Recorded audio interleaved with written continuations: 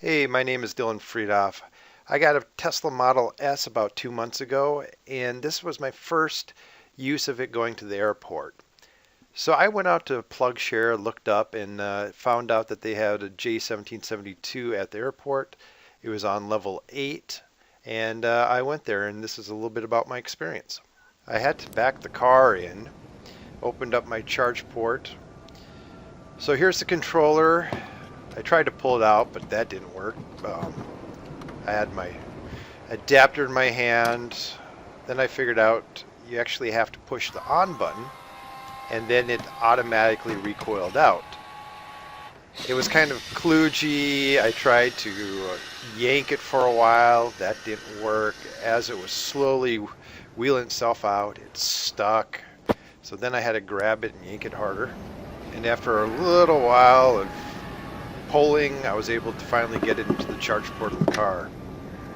There, that's in. Now let's go over and look at the status on the charge. It's now switched to a blinking green light, let me know the car is charging.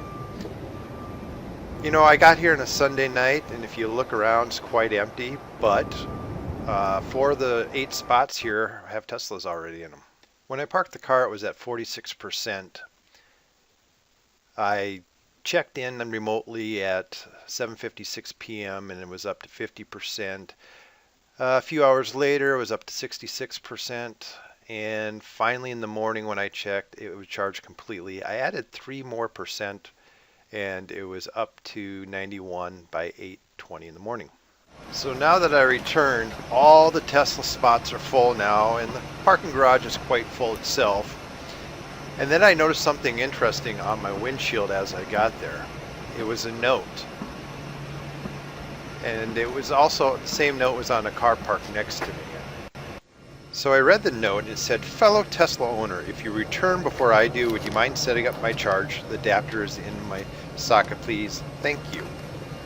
So being a good fellow Tesla owner, after I unplugged my car, I went back and I grabbed the cord. I have to turn it on first, strung it out, and I've plugged into his car, so I don't know what charge he had, but he's good to go now too. So a couple things I'd like to say about my experience was, number one, the chargers aren't very fast. They're going to take about 10 hours to charge the car fully.